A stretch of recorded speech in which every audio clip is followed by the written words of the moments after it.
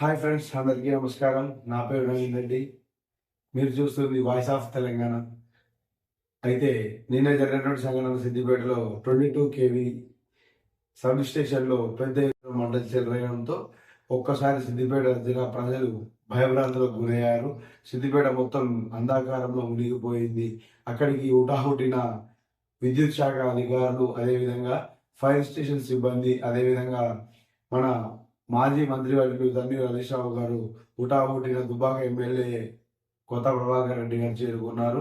ఎంతసేపటికి మంటలు ఉవ్వెత్తున లేవడంతో దాన్ని ఆర్పడం చాలా కష్టతరమైంది. ప్రజలు మొత్తం రాత్రి అంధకారంలో ఉండిపోవాల్సి వచ్చింది. సిద్దిపేట మొత్తం కరెంటు లేకుండా పోయింది. సిద్దిపేటతో పాటు చుట్టుపక్కల 10 ఊర్లు కరెంటు లేకుండా పోయింది. ఇప్పుడు మనం చూస్తున్నాం విజువల్స్, ఎంతైతే మంట ఉవ్వెత్తున లేస్తుందో ఆ ఉవ్వెత్తున లేస్తున్నటువంటి మంటను ఆర్పడానికి ఫైర్ ఇంజన్స్ సపోర్ట్ ఏదైతే ఉందో చాలా బాగా అందించారు. కానీ ఏది సఫలం కాలేకపోయింది.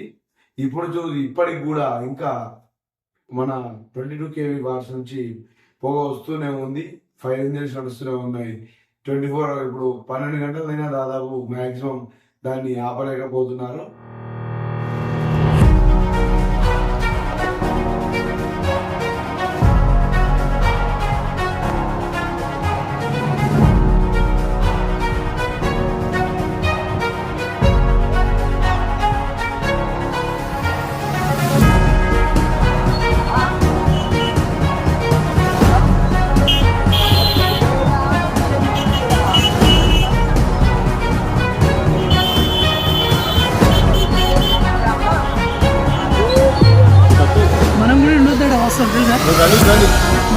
వీడియో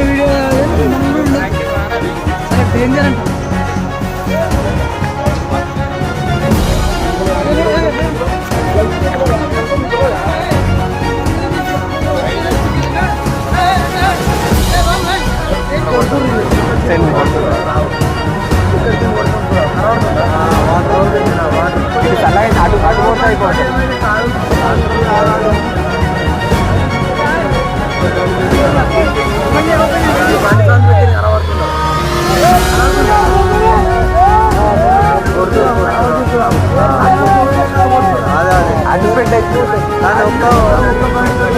ఇంకో డిటిఆర్ ఇంకొక దాంట్లో అంటే కూడా కొడుతున్నాడు. అది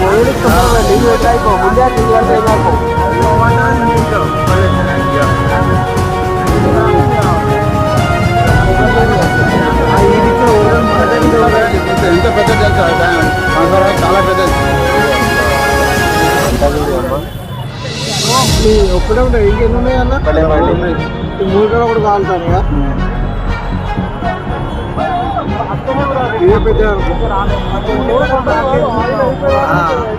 మంట మీద వాడుకుంటే వాయిస్ ఆఫ్ తెలంగాణ చూస్తున్న వాళ్ళందరికీ ధన్యవాదాలు. ఛానల్ని సబ్స్క్రైబ్ చేయండి, లైక్ చేయండి, షేర్ చేయండి.